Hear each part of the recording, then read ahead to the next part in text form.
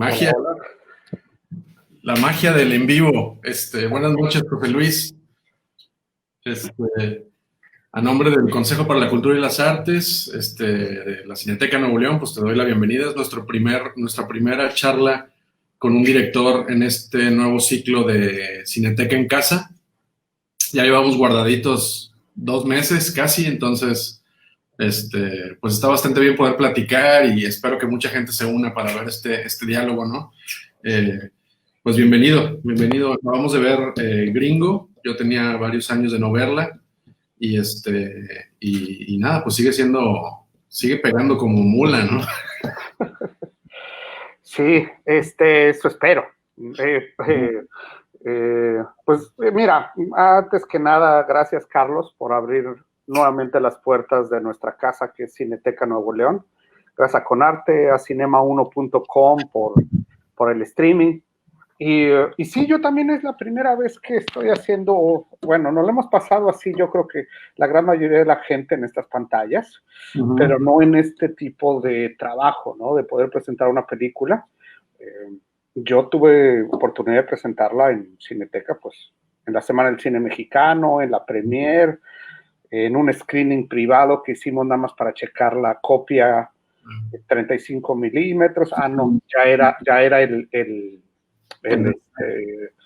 DCP, y cuando hubo temporada, y sí. Ahora decía, veamos cómo es esto de hacer una presentación online, ¿no? Me parece muy interesante. 16, ¿verdad? Se presentó en Semana de Cine Mexicano, 16 o 17 por ahí. Sí. Y bueno, yo creo que algo que me preguntaba número uno era esto, ¿no? La interacción de poder, creo que este periodo especial nos va a, no a orillar, sino después de que pase, como una opción muy válida, ¿no? También para poder tener contacto con los directores.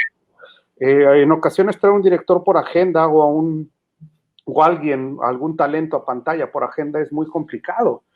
Pero el avanzar en poder mostrar la película en un espacio físico, pero tener al director o poder mostrarla como lo estamos haciendo ahora en línea y poder hablar con el director o con el talento a pantalla, yo creo que se va a disparar de una manera grandísima. Va a ser una opción que creo que va a ser importantísima, ¿no?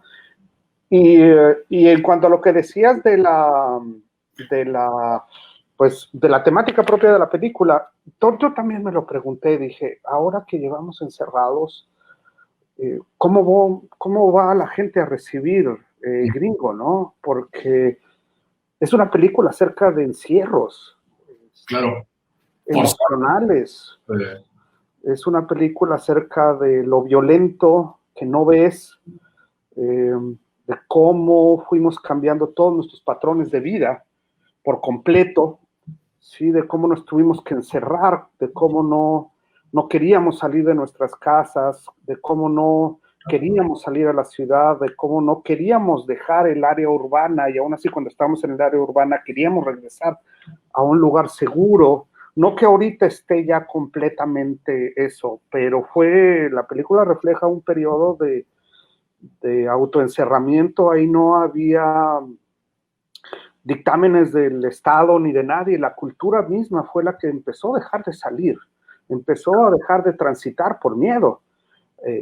Y yo creo que eso nos marcó a mucha gente que nos agarró por sorpresa, que nos agarró con frustración, que nos agarró de muchas formas de tener que cambiar, como estamos cambiando ahora. Sí, y de introspecciones, de reflexiones de qué va a pasar. Yo creo que muchos estamos con pues con muchas inquietudes, ¿no? De qué es lo que va a pasar. Y en Gringo, pues eso es lo que pasa con los personajes, ¿no? O sea, también no nada más una cuestión del encierro forzado y de la violencia y de lo que está viviendo, sino de qué va a pasar, de la incertidumbre, ¿no? Sí, del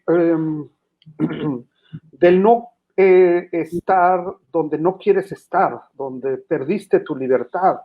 Yo creo que en los personajes principales en la pareja está este anhelo muy claro de que ellos, por convicciones ideológicas y emocionales, quieren quedarse en México, cuando hay muchas personas que ven como el ideal irse al primer mundo, ¿no? Residir, ¿no? Y casi sería lo opuesto de, oye, te pudiste ir a San Antonio, ¿qué haces aquí? ¿Por qué no te fuiste, no? Entonces ahí había también, o hay, porque no, había cuando yo lo empecé a idear, pero hay, creo yo, en la película una intención mía de mandar un mensaje, de quedarnos aquí, de luchar por lo que somos, de seguir aquí, de cambiar, de contar nuestras historias. Y en determinado momento, ellos pierden su libertad al parecer, cuando al parecer la van a obtener al irse al extranjero, ¿no?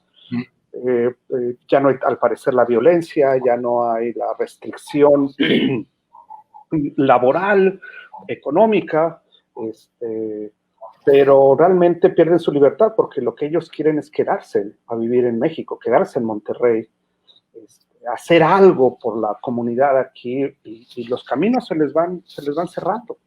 Sí, ciertamente, ¿no? No sé, a lo mejor, ¿cómo fue cuando digo, esta película la vieron en muchos festivales de todos lados, en Moscú, sí, no nada más en México? ¿Cómo veían, había empatía a este encierro y a esta reflexión afuera? Porque de repente pensamos que es algo,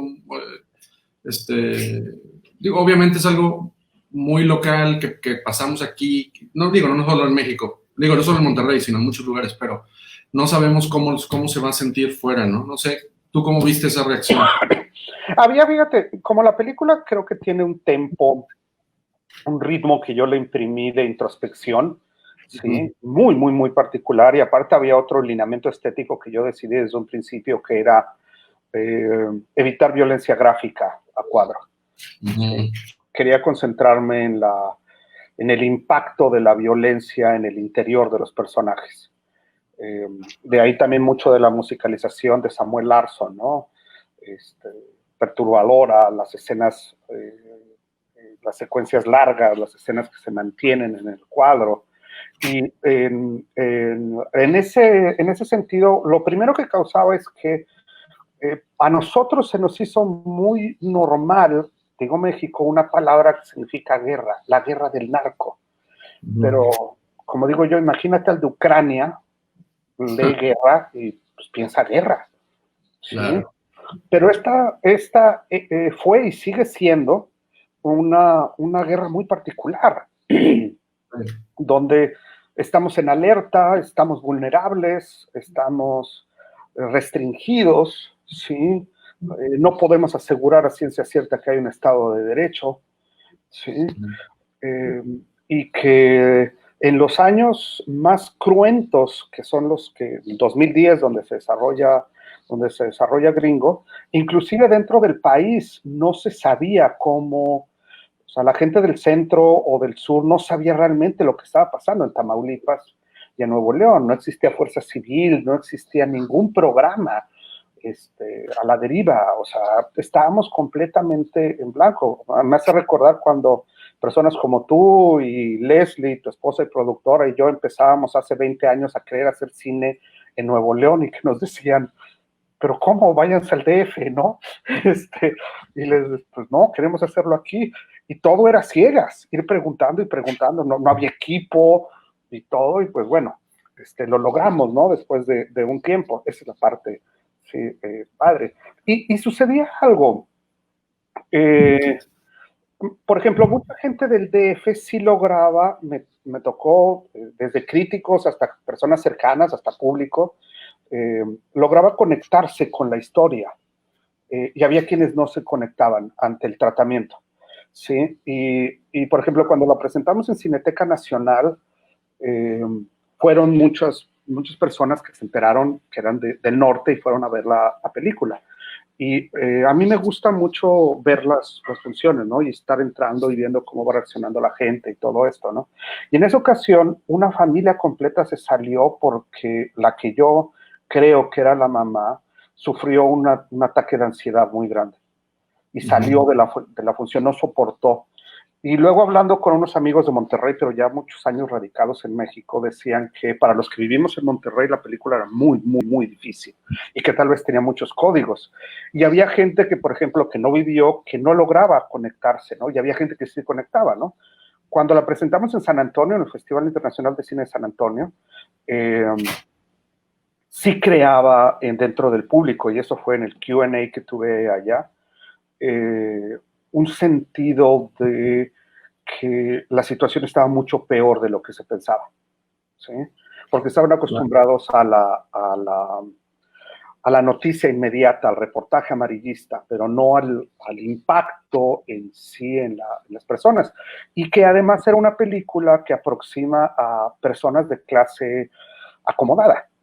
Por lo regular, el tema había sido aproximado en clases más desprotegidas económicamente y por lo tanto más desprotegidas en otros elementos. Y era una de las primeras películas que aproximaba esta situación de la violencia en un entorno familiar de personas educadas, bilingües, con estudios en las mejores universidades del mundo, acomodados, ¿sí? Y cómo impactaba en ello, ¿no? Entonces, principalmente yo, de las muestras que tuve, también llegaba mucha gente después de preguntas y respuestas, y ya nada más a nivel íntimo me hacían comentarios, ¿no?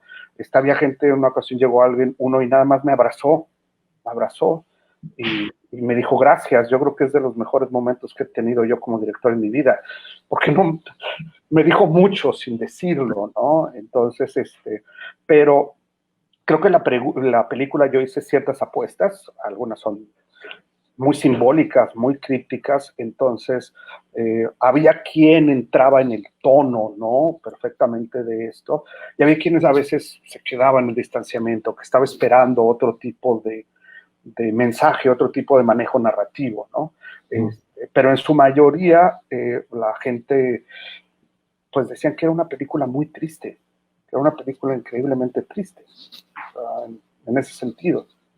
Sí, sí, me hace recordar, por ejemplo, cuando tuvimos varias funciones de Hasta los Dientes, ¿no? Y incluso vino su director Alberto Arnaud, al último encuentro de cineastas, y él hablaba de cómo era de repente diferente cómo la recibían en Monterrey, en Nuevo León, a cómo la veía el resto del país, precisamente porque hay ciertos códigos que consciente o inconscientemente se incluyen, que pues es complicado, ¿no? Yo recuerdo la primera vez que vi Hasta los Dientes en una función precisamente con familiares ahí en Cineteca Nuevo León, que el director Eric García Corona me dijo al final, ¿qué te pareció? ¿Cómo estás? Y le dije, estoy enojadísimo. Y me dijo, sí, enardecida la gente, ¿no? En Cineteca, enardecida, o sea...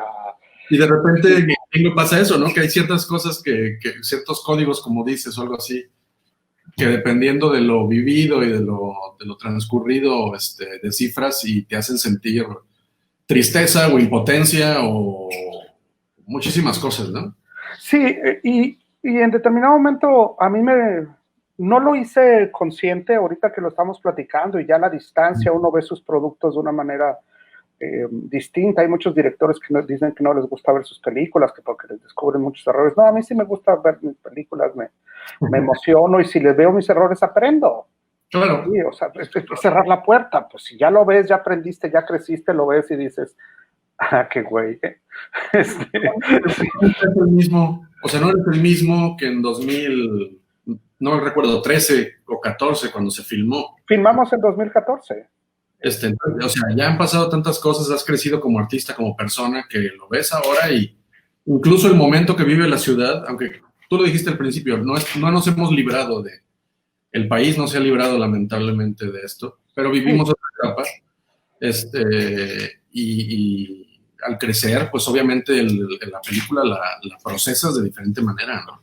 Sí, claro, porque además teníamos esta cuestión, como te decía, ahorita que estaba viendo las secuencias finales, creo que mucha del público, cuando me tocó tener presentaciones, salían un poco así como, no en shock, pero ¿cómo podría decir? Como paralizados, como los personajes mismos al final, que saben que se tienen que ir, pero están tristes. O sea, la gente salía con un dejo de tristeza, de chingado, qué pinche que estamos así, ya nos acostumbramos. Quizá porque les resolvía también sus sensaciones de repente, ¿no? Las ves representadas y de repente es un shock, ¿no? Es ahí un golpe, un cubetazo de agua fría. Exacto, o sea, eso tenía mucho que ver, creo que tiene mucho que ver, y como además, lógico es, tiene una referencia a algo que pasó, que entonces había gente que me preguntaba, ¿no? Oye, ¿es la historia de Don Alejo?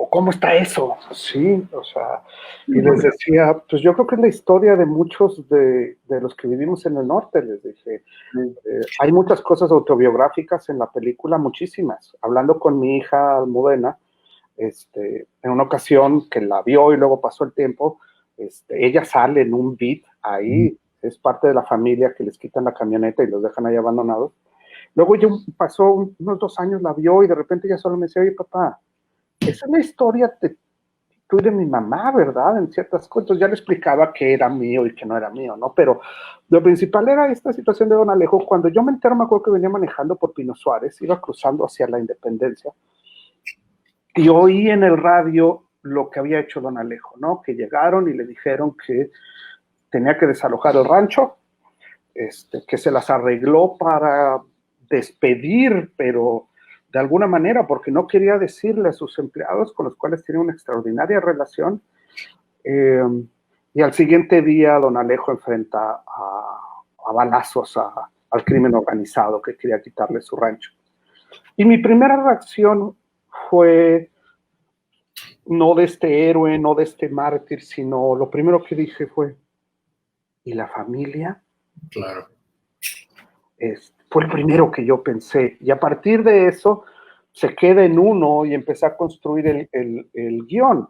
Y ese hecho ha sido aproximado de muchas maneras. Hay un cortometraje que se hizo, está el documental de Diego Osorno, hay otra película de Hugo Stiglitz, que esa sí está directamente relacionada, ¿no? El corto de Edgar Nito, si mal no recuerdo, que también Sí, sí, que es de un neorrealismo muy fuerte, una violencia, es exactamente lo opuesto, ¿no? Es una combinación, ese corto entre Sam Peckinpah y Quentin Tarantino, ¿no?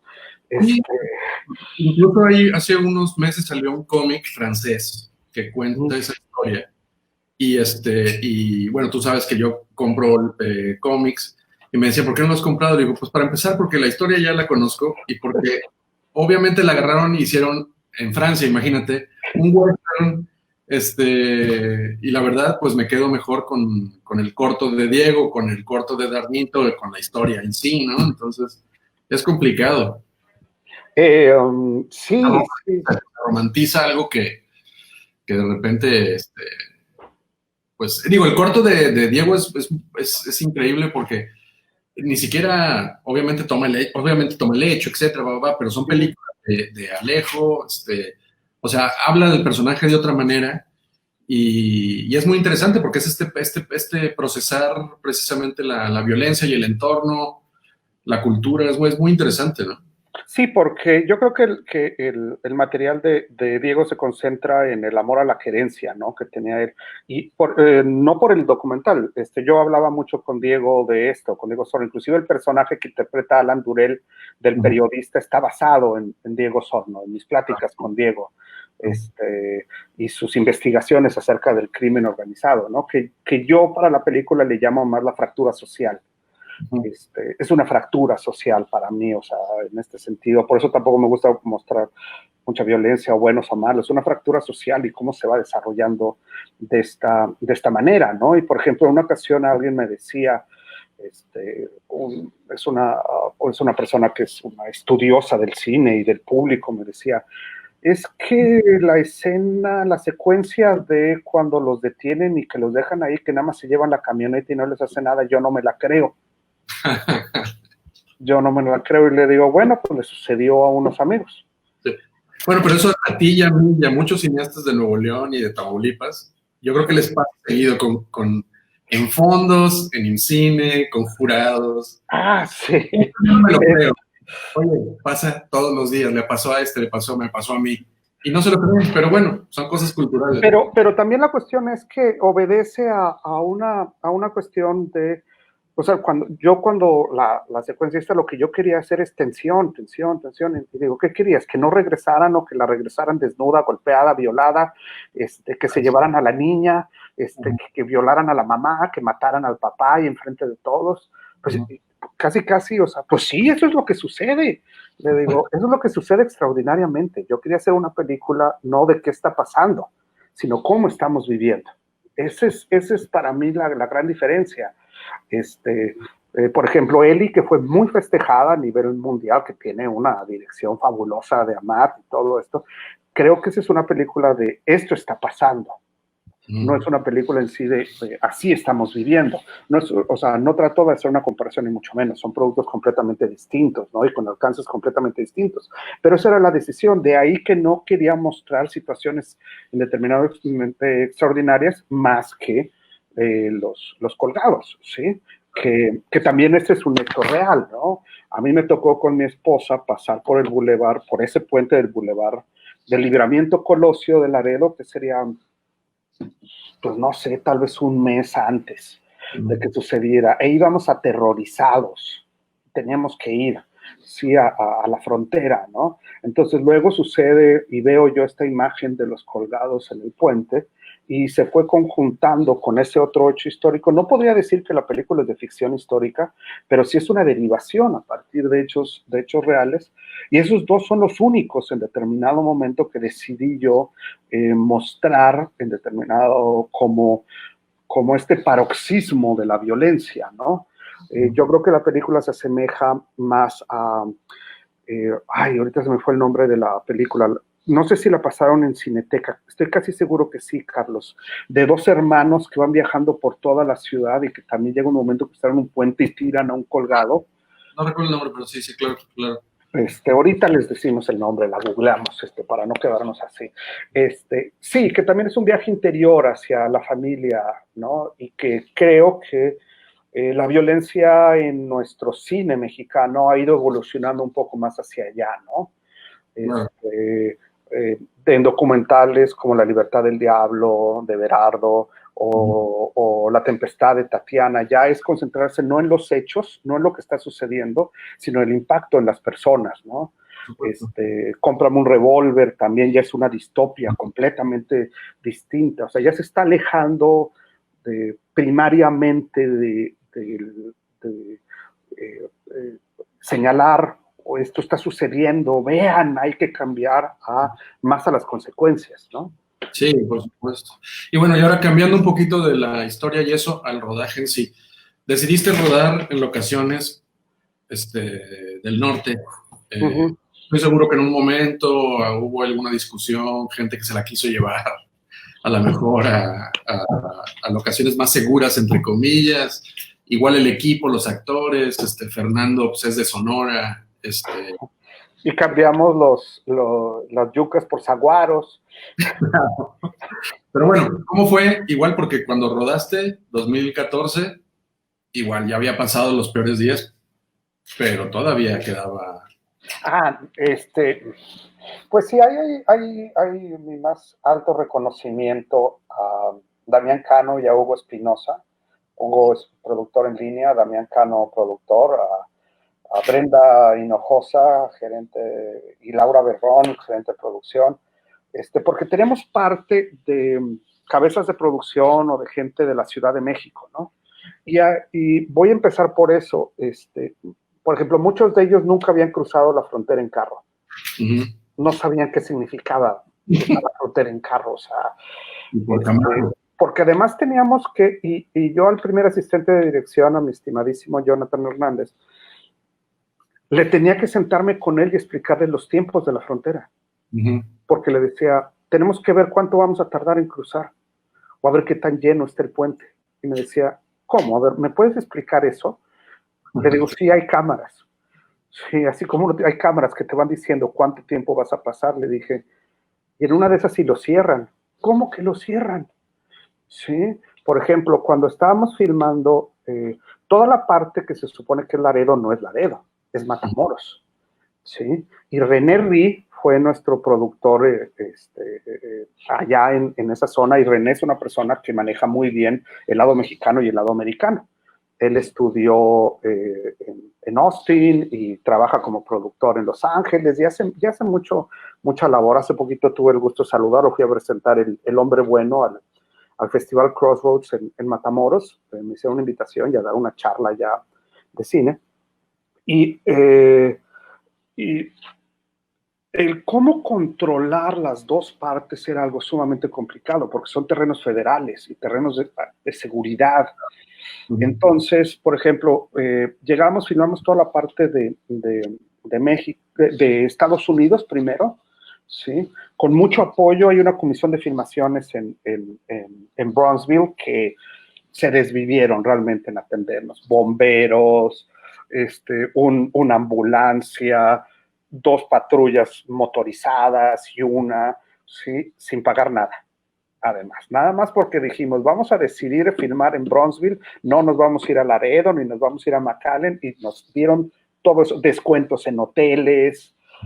Realmente es súper organizada la comisión de filmaciones de Bronzeville. Entonces, llegamos y dormimos en Bronzeville. Tuvimos una tarde libre, estaba más relajado, como habían hecho el plan de rodaje, y salgo yo del hotel, dije, me voy a ir a caminar, me voy a ir al shopping, me voy a meter a ver una película. Fui a ver una película, la nueva de Luc Besson, de ciencia ficción. Dije, me quiero relajar y todo, ¿sí? Y cuando iba saliendo del hotel veo que hay junta ahí, veo que están los productores, el gerente de producción, el First ID, y digo yo, a chinga, ¿qué hacen esos güeyes juntos? ¿Y por qué no me avisaron? Sí, entonces me acerco y les digo, ¿qué onda? ¿Qué onda? ¿Qué pasó? Ya díganme, ¿no? O sea, ¿qué pasó? ¿Sí? No, pues fíjate que hubo enfrentamientos en Reynosa. Ándale. Y en Matamoros, sí, hubo un bazucazo y una granada. Y pues está cerrado. Sí. ¿Cómo nos regresamos? ¿Qué hacemos? Y todo. Se adaptó el plan, ya vimos, regresamos al siguiente día, y al siguiente día el puente vacío del lado mexicano. ¿Por qué? Porque había habido violencia. Entonces, son de esas veces que dices, maldita violencia, pero ¿cómo me serviste? Porque si tú recuerdas, la secuencia del puente está vacía. Y yo les decía, quiero el puente vacío, y me decían, va a ser imposible, José Luis, tú nos dijiste que eso va a ser imposible. Entonces, si recuerdas, el carrito llega solo, ¿sí? Llega solo y todo, y René Ri, nuestro productor en línea ya decía, nos dijo, fue por la violencia de ayer, por el bazucazo. O sea, pero al mismo tiempo es una dicotomía muy, muy fuerte, porque estás feliz por tu producto, pero al mismo tiempo te da tanta tristeza, o sea, decir bazucazo. Claro. Y por ejemplo, siempre andábamos con 2 o 3 patrullas de protección civil. A la gente que no era de Monterrey le costó mucho trabajo, por ejemplo, acostumbrarse a que estábamos con gente armada todo el tiempo. Claro, sí. Entonces yo hago algo como director, cada día me siento en una mesa distinta, ¿sí? Tú sabes, los de arte se sientan en su mesa, los de staff de iluminación y todo, los actores de teatro se sientan en una mesa, los actores más de cine en otra. Entonces trato de cada día irme sentada a una mesa distinta, ¿no? Y entonces también una de las mesas en la que me sentaba eran con las personas con chalecos, armas de alto poder y todo, y había gente que se ponía muy nerviosa. Claro. Y eso también a nosotros nos causaba, o sea, decir, chinga, ya nos acostumbramos a estar al lado de esta gente, a verlos altamente armados, porque los que no están acostumbrados a eso, se les hacía en el set una locura, ¿no? Filmar libremente, o sea, sin ninguna, por cualquier locación que quisiéramos, de Nuevo León, Tamaulipas y Coahuila, sin ninguna preocupación, y poco a poco tener que ir cuidándonos, tener que estar hablando con gente con autoridades, digamos, verdaderas y no tan verdaderas. No, sí, eso era un hecho, era avisar. O sea, Entonces, el código nuestro... orgánico esa evolución hasta llegar a ese punto, ¿no? Sí, porque, por ejemplo, cuando filmamos en la presa es en Sombreretillo. Sombreretillo queda entre Sabinas Hidalgo y Agualeguas, a 50 minutos de Monterrey. Pero es un pueblo muy escondido. La presa, bueno, la lancha que se usa es mi lancha. Era mi lancha en ese entonces. Es una presa donde yo fui todo el tiempo y dejé de ir. O sea, el regresar a ver las locaciones, el ver la casa ni creas que la deshicimos mucho, ¿eh? Ya se habían metido. Ya la gente no iba, ¿sí? Y, por ejemplo, en esa ocasión, que filmábamos de noche, decidimos a quedarnos allá, a no viajar. Y se contrató a un especialista en seguridad, ¿no? Entonces, la clave o la forma de decirlo buena onda, era, vamos a avisar. O sea, ya están enteradas las autoridades y vamos a avisar. Claro, sí. Entonces, el vamos a avisar me quedaba muy claro, ¿no? A veces tenías que traducirle a los demás y vamos a avisar. Pues, ¿por qué? Porque vamos a avisar significaba 2 camiones de producción, 2 vanets y imagínate, una granadera con personal armado al frente y una atrás. Eso lo ves a 2 kilómetros en la madrugada y dices, eso es un convoy. Claro. Sí, entonces esa vez ni le muevan, aquí nos vamos a quedar. Sí, ya que amanezca, nos vamos. Entonces pues, se organizó para un mini zapito casi ahí. De alguien que nos está viendo, nos pregunta Marisa Garza, que si desde el inicio del proyecto tenías concebido estar al borde de la tragedia. De hecho, aquí está en la pantalla. Gracias Marisa, aquí ya estamos leyendo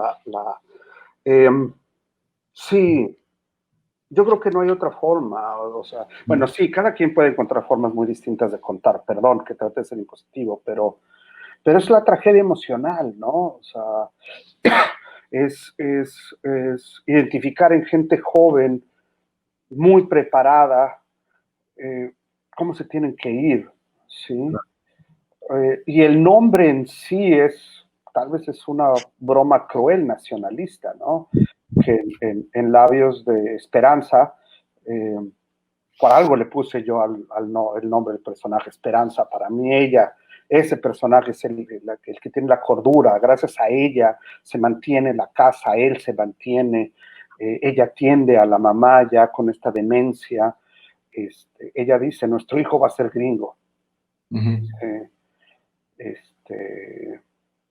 En una aceptación del destino trágico que les tocaba, que parece ser que no es tan trágico, pues no, o sea, hay cosas mucho peores, ¿no?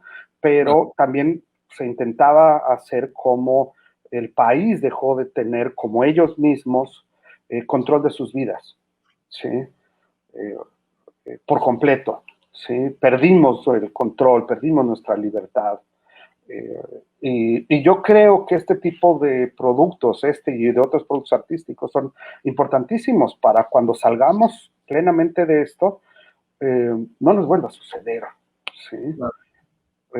Alguien pensará que tal vez es utópico, sí. Por ejemplo, yo creo que un tema que ahorita aproximo mucho, me inquieta muchísimo, que seguimos arrastrando y es todo, ya ha crecido exponencialmente, es el tema de los desaparecidos, ¿no? No ha cambiado, al revés. O sea, que le dedican al final, ¿no? A los desaparecidos. Sí, esa es la idea de la... Y estos son números de aparecidos, estos son números de fosas. Los números de los que no sabemos son muchísimo más. Entonces, a la pregunta de Marisa, sí, yo creo que lo que nos sucedió es una tragedia y tenemos que aceptarlo. Esa es mi posición como persona, como artista. Si no concebimos que más de 145,000 muertos no es una tragedia, entonces no sé cómo podemos llamarle. ¿Sí? Exactamente. Pues bueno, vamos a ver si ahorita nos hacen más preguntas, pero volviendo al tema del rodaje, bueno, están poniendo algunos mensajes en pantalla. Volviendo al tema del rodaje, ¿por qué? Digo, yo sé por qué. ¿Por qué fílmico, anamórfico? ¿Por qué eh, estas decisiones que obviamente tienen un impacto en cómo filmas, en el equipo, en cómo te mueves, incluso en cómo piensas tu día como director? Sí, ya para cuando 2014 ya era muy, muy raro filmar en celuloide, ¿no? Ya, pues esto para poner en contexto a las personas. Y ahorita trato de comentar lo que decía Ana Ortiz, que nos lo pusieron por ahí, si no lo pueden poner ahorita que terminemos otra vez para hablar de la fractura social.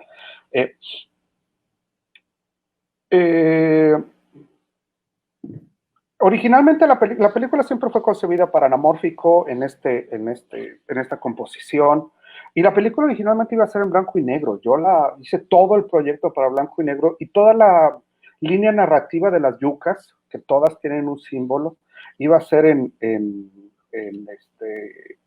blanco y negro infrarrojo, ¿sí? Y el caso es que no había cámaras digitales que nos dieran la calidad del blanco y negro que queríamos. Y no había, bueno, sí había película blanco y negro, pero iba a salir como 15 veces más cara la película, filmar en blanco y negro, porque nada más lo revelaban en Nueva York y conseguir la emulsión en blanco y negro. Como hablar de hacer enojar a los distribuidores y a los exhibidores y a medio mundo, ¿no? Y también hubo pláticas de eso, ¿no? ¿Por qué todas las películas mexicanas son en blanco y negro? Sigo pensando, o sea, no es que esté arrepentido, pero hay una parte de mí que digo, chingado, yo sí quería hacerla en blanco y negro. O sea, pero yo creo que como director es muy importante saber oír a tu equipo y saber oír a tus productores, ¿no? En este caso, Damián Cano es mi socio. Nosotros levantamos los proyectos conjuntamente, pero yo estoy convencido que en el momento en que empieza la preproducción, la última palabra la tiene que tener el productor, no uno. Y debe de confiar ciegamente en eso. Porque el productor, sin estar involucrado emocionalmente como uno como director, te va a ayudar a ti, director, a hacer la mejor película posible, ¿no? Y no es que Damián haya llegado y me haya dicho, no, tiene que ser a color. No, no, no. O sea, había posibilidades, las fuimos semblanteando. Con Marín Villarreal, que era el postproductor, también hablé mucho. Con Carlos Caima, que es el fotógrafo. Él también se inclinaba un poco más. Pero él se inclinaba, mira, mientras a mí me den celuloide, hicimos un y quería retención de plata. Sí, sí, entonces los lentes los trajimos de Nueva York, pero lo que nos terminó de convencer es que en ese momento, con las facilidades que daba Kodak, con las facilidades que daba el laboratorio Cinecolor en el Distrito Federal, ya a lo que se comprometían, porque decían ellos que si se rayaba un negativo o algo, ellos hacían todo el dusting digital.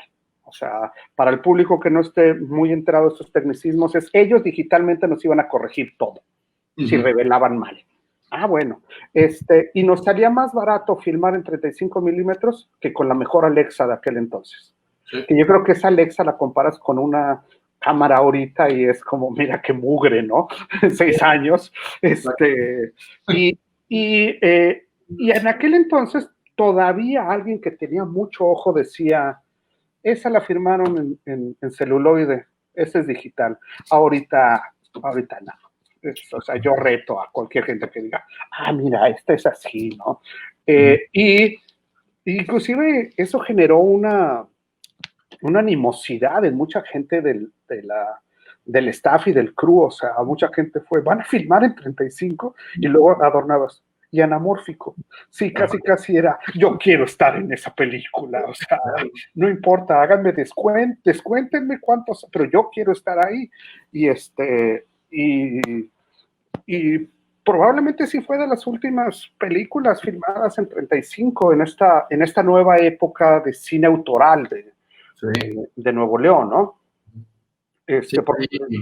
Porque sí es de valientes, ¿no? Pienso en René Villarreal, que todavía filma y hasta edita en Moviola. Sí, exactamente. Joyero, que la fotografó tu hermano Gabriel. Sí. No sé si la filmó no, no es cierto, la fotografió su hija. Joyero la fotografió su hija. Sí. Entonces, y yo hace poco hablando con René Villarreal para el público es un cineasta que vive entre Monterrey y México, pero él siempre filma aquí, él viene a filmar aquí con temas de aquí, es el director de Cumbia Callera, y Joyero fue su segunda película. Últimamente también se volvió muy famoso porque fue el primer asistente de dirección de Roma, ¿sí? Que es algo que él hace a nivel mundial, o sea, como asistente de dirección, ¿no? Es alguien muy, muy reconocido. Y él me decía, es que yo me hice con 35 milímetros y tengo mi cámara de 35, no sé cómo son las otras cámaras, o sea, y yo decía, pues sí, ojalá siga existiendo emulsión, ¿no? Nosotros tuvimos la ventaja, que mucha gente nos decía, ¿es en serio que le salió más barato filmar en 35 que en que el otro? Sí, hasta nos sobraron unos carretes y todo, y ya dijimos que íbamos a filmar y ya no sé ni en qué quedaron, ahorita me acabo de acordar. Pues bueno, ya para ir cerrando, bueno, no sé si quieras comentar precisamente lo que puso Ana Ortiz. El término que utiliza es fractura social, es sentir detención, retrata cómo vivimos muchos esa época en Monterrey. Sí, saludos, Ana. Sí, creo que es muy fácil armar contrastes, ¿no? De buenos y malos. Y creo que donde estamos muy identificados es cuando muertes son muertes, no importa. Si 135,000 no vamos a dividirlos. Y durante un tiempo a nivel cultural se decía, los mataron.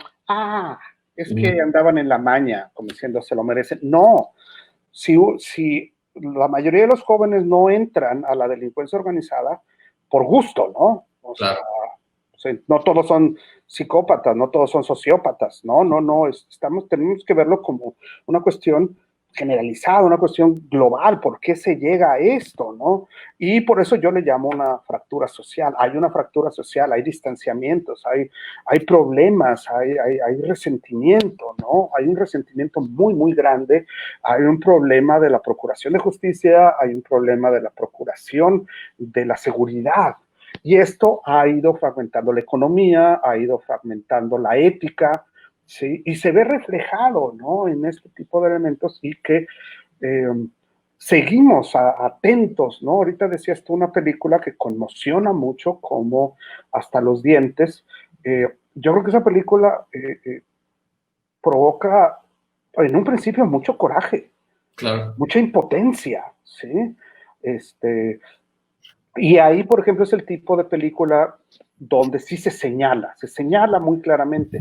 Y yo creo que los directores fueron muy acertados en su apuesta. Esa era su apuesta y decidieron hacer una película de señalamientos, ¿no? Aquí lo que yo buscaba un poco en Gringo no era hacer señalamientos, sino esta es la situación en la que estamos, todo está fracturado, y en el día a día te puede suceder algo, ¿sí? Y que además, o sea, tenía una postura y que mencioné algo hace rato y creo que pues yo sí me siento muy, muy orgulloso. O sea, vemos un grupo de gente que decidimos hacer cine en Nuevo León, que teníamos el sueño de que existiera una cineteca con programación mundial, que teníamos el sueño de que existiera una educación fílmica, ¿sí? En este caso, que la gente no tendría que irse al extranjero a prepararse como te sucedió a ti, como me sucedió a mí, ¿sí? Y ahorita que ya es un hecho, ¿sí? La gente que quiere prepararse académicamente para hacer cine lo puede hacer en distintas escuelas privadas o públicas, ¿sí? Y ya hay casas productoras, ya puedes rentar equipo, ya hay gerentes de locaciones, ya hay directores de arte, ya hay fotógrafos, ya hay productores, ¿sí? Cosa que... Ya sorteados, por así decirlo. Sí, le apostamos y tal vez yo de manera no inconsciente, era completamente consciente. En la película cuando escribí el guión aquí nos quedamos, ¿no? O sea, porque también hubo esto y que siempre he tenido el tema y a ver si algún día lo aproximo en un guión, de el éxodo de la clase media y media alta de irse a vivir a San Antonio, y que pasó además a ser un estatus insoportable. O sea, no te puedes ir a San Antonio, ¿por qué? O sea, por favor. Y se gastaban todos sus ahorritos y regresaban con una mano delante y una atrás, ¿no? Se me hace creo que nuestro Monterrey es una ciudad muy pretenciosa, en el mal sentido de la palabra, sí, muy arribista, muy doble moralista, y creo que esa historia del éxodo de irse a San Antonio, porque estaba muy peligroso, es un periodo absurdo de nuestra ciudad, y que yo quiero aproximarlo como una tragicomedia, ¿no? Completamente, ¿no? Porque sucedió y hasta decían que había colonias de regios en San Antonio. Sí, o sea, sí, ¿no? Entonces, también la tragedia está en el hecho de que la gran fractura emocional de ellos, en que tienen que dejar su país, tienen que dejar su querencia, tienen que dejar a la mamá enferma mentalmente, tienen que dejar todo en lo que ellos habían creído, ¿no? Porque el país no les dio oportunidades de quedarse, ¿no? Claro. Entonces, eso también tiene mucho personal. Yo me fui a estudiar al extranjero y mucho del viacrucis que ustedes ven representados ahí, a mí me sucedió. Ir a universidades y todo, que te voy a decir a ti. Yo creo que los dos somos sobrevivientes de esta situación, en ese sentido de que regresas y pues estás más preparado y todo, y lamentablemente es otro tema que yo quería tomar, que era la fuga de cerebros. La película aproxima el terrible problema de ese aterrador término de fuga de cerebros, ¿no? Claro, claro. Que se da, pero en este caso es de personajes que no querían irse. Sí, obligados. Y bueno, para ir cerrando, digo, yo conozco tus proyectos, lo que traes en puerta, y sigues con pues temas dolorosos, digamos. ¿Cómo ves a futuro, ya que hablábamos hace rato de cómo a 6, 7 años de haber filmado, escrito esta película, esos temas, cómo los procesas ahora en tus futuros proyectos, ¿no? A veces digo que soy monotemático, y mi esposa, la negrita, a veces me dice, oye, ya no escribas cosas feas. Ya no escribas cosas feas. Sí, ya no escribas, si tú eres muy divertido y muy relajado y muy positivo, ¿por qué? Le digo, es mi parte high. No, para nada, pero creo que se debe seguir hablando. Gringo es parte de una trilogía de cosas que sucedieron en el 2010. Y que no creo que debamos olvidarlas, tenemos que seguir repasándolas, ¿no? Muchísimo más. Y creo que debemos de seguirlas repasando autoralmente, ¿no? No estoy en contra de las telenovelas románticas del narco de Colombia o de México. Hay unas intermedias que creo que están muy bien hechas, como por ejemplo Narcos, la última temporada. O sea, no son telenovelas, son series, ¿no? Están entre lo autoral y lo comercial, ¿no? Pero son temas muy valientes, ¿no? En este sentido. Traigo ahí un corto que quiero sacar de desaparecidos, de madres que buscan desaparecidos. Y ahorita mi siguiente proyecto de película, estábamos muy avanzados, gané yo como guionista el concurso estatal de guión, luego tuvimos un premio de 6 millones por parte de IMCINE, del Fidecine, que es un fondo increíblemente difícil de obtener, y lo logramos con una película de aquí, con director de aquí, con productor de aquí, cabezas producción de aquí, guión, para hacerse aquí además. Y estamos ahorita, nos cayó el COVID-19, entonces estamos en el proceso de exenciones fiscales, pero es tan difícil hablar del tema. La nueva normalidad. Sí, estamos avanzando ahí, pero es bien complicado, la incertidumbre cultural que existe a nivel federal principalmente, de que cambian y dicen y hacen y todo esto, ¿no? La película, el guión, el proyecto se llama La Alberca de los Nadies, y también es algo que sucedió en el 2010, también en agosto, que fue el asesinato de 73 migrantes en San Fernando. En San Fernando, Tamaulipas. Este es un poco más ficción histórica, pero realmente nadie sabe qué sucedió allá adentro. Sí.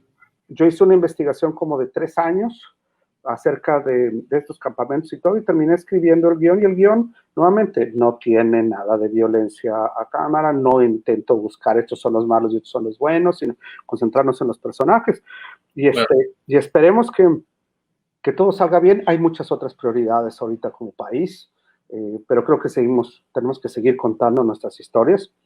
Totalmente. Esperemos rodar el siguiente año. Y hay otros proyectos de guión que he estado cerrando.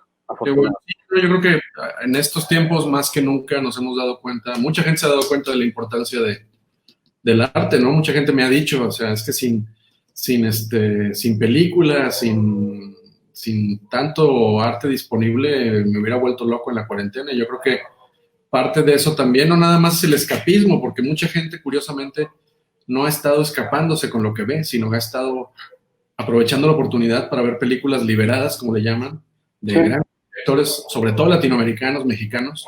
Y en ese sentido, los directores en cine, etcétera, en film latino, han hecho una gran labor con un contenido muy, muy diverso.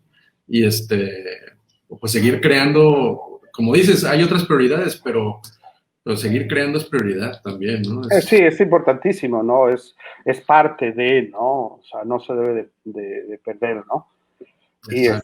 Y bueno, pues yo quisiera agradecerte a ti como colega, tanto como guionista, como director, como programador, como amante del cine y de la promoción de todo tipo de cine que vemos, ¿no? A Cineteca Nuevo León, a cinema1.com y claro, a Conarte. Y bueno, yo soy parte del Consejo Consultivo de Cineteca. Creo que debemos seguir promoviendo esto de los streamings, los conversatorios, para que la gente tenga más acceso, ¿no? Es bien importante. Exactamente. Tener presencia, estos encuentros con creadores, acercar las películas, que aprovecho para decirle a la gente que está viendo este video que, bueno, la liga de la película está en el Facebook de Conarte, van a poder verla un tiempo más. Si no la alcanzaron a ver hoy a las 8, pues seguramente tienen unas horas más para verla. Y también gracias a Cinema 1, gracias a ti, por muy entusiastamente acceder a este diálogo, a prestarnos la película para Cineteca en Casa. Y gracias a toda la gente que nos está viendo, porque la verdad yo creo que esta nueva normalidad, esperemos que sirva de algo, que la aprovechemos, ¿no? Porque este tipo de películas, por ejemplo, normalmente son complicados de ver, o alguna gente no las busca, etcétera. Bueno, esta nueva normalidad a lo mejor nos hace poder dar contenidos de este tipo para que la gente esté más cerca del cine de Nuevo León, ¿no? Sí, gracias, Carlos. Y bueno, importantísimo, todavía quedan, ¿cuántas? 6 proyecciones más, ¿no? Sigue Palomar, luego está La Muñeca Tetona, y no sé qué sorpresas nos tengas para el público para junio. Sí, le estamos preparando, pero sí, la próxima semana es Palomar. Vamos a ver si Luis Garza quiere acompañarnos para un diálogo así. Y luego, bueno, está precisamente una película de Diego Osorno y Alexandro Alderete, de Agencia Bengala. Sí. Que ganó el Ariel, aparte, un cortometraje de casi media hora que vale mucho la pena. Y bueno, en unos días yo creo anunciaremos lo que tenemos para junio. Perfectísimo, pues bueno, muchas gracias por acompañarnos y sigan la programación de Cineteca, por favor, y apoyen el cine nacional y el cine regiomontano. Muchas gracias. Volver a vernos en una sala y proyectar en 35 o en lo que sea. Claro. Bueno, aquí está. Muchas gracias. A ti, abrazo. Y nos vemos.